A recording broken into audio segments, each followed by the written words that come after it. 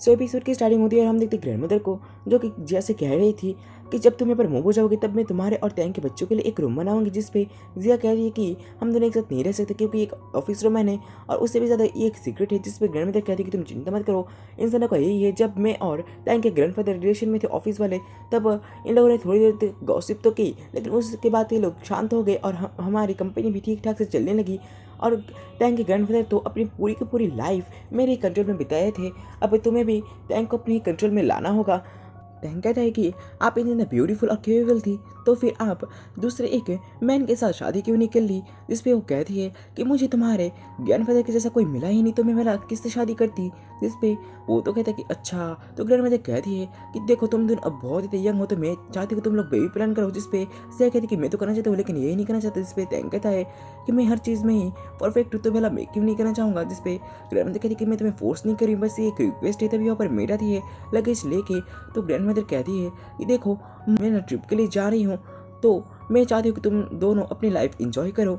चाहते चाहते भी ग्रैंडमदर ये कह के जाती है कि तुम दोनों एक दूसरे से इतने ज़्यादा दूर की हो, जल्दी से जल्दी पास आओ। तो वो दोनों भी पास आ जाते हैं।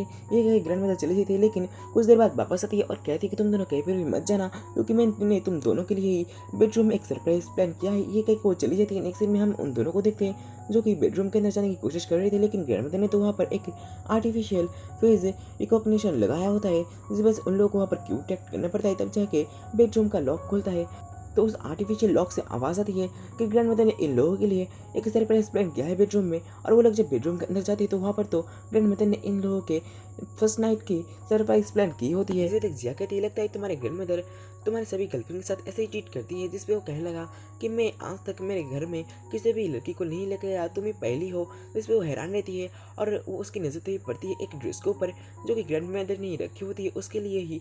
और वो देख को कहती है कि तो बहुत ही ज़्यादा फेमस ब्रांड का है, अगर मैं इसे पहनूंगी तो मैं कैसे लगेंगी। और यहाँ पर टैंग ना ये देख के ना शाई फील करने लग जाता है और उसके हाथ से उस ड्रेस को लेके फेंकने लग जाता है, जिसपे वो कहती है तुम इसे फेंको मत, अगर मैं इसे मार्केट में बेचूंगी तो मुझे बहुत सारे पैसे मिलेंगे और तुम शाई फील कर रहे हो ना। जिसपे टैंग कहता है कि मैं पहले तुम्हें देख के शाई फील क्यों करने लगा। और मुझे कहते हैं कि हाँ ठीक है तुम इन बातों को छोड़ो, मुझे ये बताओ कि हम कहाँ पर सोने वाले हैं। जिसपे टैंग कहता है कि कहाँ पर, तुम सोफे पे सो जाओगी और मैं बेड पे सो जाऊंगा। जिसपे वो नहीं मानती, लेकिन टैंग भी तो नहीं मानने वाला था ना। जिसपे जिया उससे दोबारा कुछ नहीं कहती और यहाँ पर टैंग ना शावर लेने के लिए चला जाता है। उसके जाने के बाद जिया तो मस्त बेड पे लेट जाती है और उसे कहने लगती है कि ग्रैंडमदर ने तुम्हें जो टास्क दिया है ना वो तुम कंप्लीट कर सकते हो किसी भी हालत में। तुम ना एक ऑर्फनेज से किसी को अडॉप्ट कर लो या फिर तुम अपने पैसों का पावर दिखा के किसी भी लड़की को पटा लो और बेबी कर लो। जिसमें टैंग तो बहुत ही ज़्यादा गुस्से में आ जाता है और जल्दी से शावर लेके उसके बेड पे आ जाता है और बेड पे आके उसे क्लोज आके कहने लगता है कि मैं वाला इन सब भी ऑप्शंस को क्यों चूज़ करने लगा जबकि तुम मेरे पास हो। और ये कह के वो उसके क्लोज आने लगता है, लेकिन तभी बेड का रिमोट नीचे गिर जाता है, जिस वजह से बेड हिलने लग जाता है। और ये देख के जिया कहती है तुम बेड को क्यों इतने जोर से हिला रहे हो, जिसपे वो तो कहने लगे मैं नहीं बल्कि रिमोट की वजह से ये सब कुछ हो रहा है। और इसी चक्कर में जिया नीचे गिर जाती है।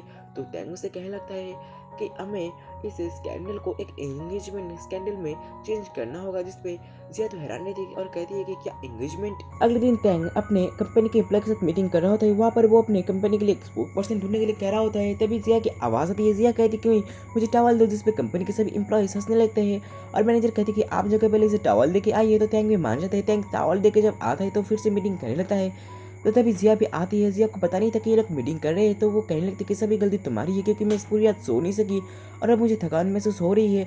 इसमें टैंक तो मीटिंग बंद कर देता है और उसे कहने लगती है तुम अब प्रेसिडेंट की वाइफ हो तो तुम्हें सब कुछ का ध्यान रखना चाहिए ना। इसके बाद वो अपने असिस्टेंट को कॉल करके पूछने लगा बताओ पार्टी की तैयारी कैसे चल रही है। जिस पे असिस्टेंट कहने लगा आप टेंशन मत कीजिए, सब कुछ आपकी ग्रैंडमदर संभाल रही है। और फिर हम नेक्स्ट सीन में देखते उसी लड़की को जिसने जिया को कुछ ज़्यादा ही ड्रिंक पिला दी थी। न्यूज़ देखती है टैंग और जिया के एंगेजमेंट पार्टी की, तो वो हैरान रहती है। और फिर हम नेक्स्ट सीन में देखते हैं ज़ेकाई को जो कि अपने फ्रेंड के साथ गैम्बलिंग खेल रहा होता है। वहाँ पर उसके फ्रेंड कहते हैं कि तुम कुछ काम धंधा क्यों नहीं करते, जिस पे वो कहने लगा कि मतलब मैं काम क्यों करूँ जब मुझे घर बैठे बैठे पैसे मिल रहे हैं और इतनी अच्छी गर्लफ्रेंड हो तो भला किसी को काम करने की क्या ज़रूरत है।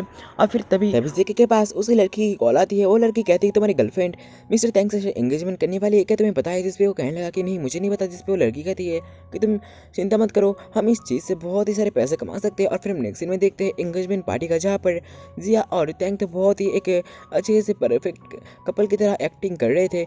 वहाँ पर एक लड़का होता है जो कि जिया को देख कहने लगा कि शियाओ यू तुम। और फिर हम देखते हैं कि इधर टैंक तो उसे रिंग पहनाने के लिए रिंग निकालता है, तो रिंग देख के जिया कहती कि ये तो बिल्कुल बेकार रिंग है, तुम अच्छी रिंग बाय नहीं कर सकते। जिस पे वो कहने लगा कि तुम चुप रहो, जो मिल रहा है उसी से काम चलाओ। जिस पे वो कहने लगी कि तुमसे जो शादी करेगा वो बहुत ही अनलकी होगी। जिस पे वो कहने लगा कि तुम तो वो नहीं होगी, और फिर रिंग पहना देता है। और फिर सभी लोग इन दोनों को किस करने के लिए कहते हैं, जिसपे टैंक तो जिया को किस करने की एक्टिंग करने लगता है। इसके बाद वहाँ पर वही लड़की जिया को अपनी तरफ बुलाती है, तो जिया जाने लगती है। और तभी वो वही लड़की से टकरा जाती है, तो वो लड़का उसे देख कहने लगा कि दो लोग कैसे एक जैसे हो सकते हैं। और फिर हम देखते हैं इधर वही लड़की जिया से कहती है कि जिया देखो, तुम मेरी फ्रेंड हो ना, तुम मुझे वापस कर दो। जिस पे वो कहने लगी कि मैं तुम्हें क्या वापस करूँ। जिस पे वो लड़की कहने लगी कि तुम मुझे टैंक वापस कर दो, क्योंकि मैं टैंक से बहुत ज़्यादा प्यार करती हूँ। उस दिन मैं गलती से तुम्हें गलत रूम का कार्ड दे दिया था, जिस वजह से तुम गलत रूम में चली गई थी। जिस पे वो कहती है कि हम दोनों ने नाइट स्पेंड की है, अब तुम कह रहे हो कि मैंने गलती से तुम्हें दूसरा कार्ड दे दिया था। तभी वहाँ पर तेंगा ये कहता है कि इसके पास तो बस एक ही रूम कार्ड था ना, और कहता है मैंने सही कहा ना, श्याओतोंग। और वहाँ पर हमें पता चलता है इस लड़के का नाम श्याओतोंग है। और वहाँ पर वो उस वीडियो को प्ले करता है उस होटल वाली उस रात की, और कहता है कि प्लीज़ तुम एक्सप्लेन करो। एंड इसी के साथ ही ये एपिसोड यहीं पर ही खत्म होता है। मिलते हैं नेक्स्ट एपिसोड के साथ, तब तक के लिए बाय बाय।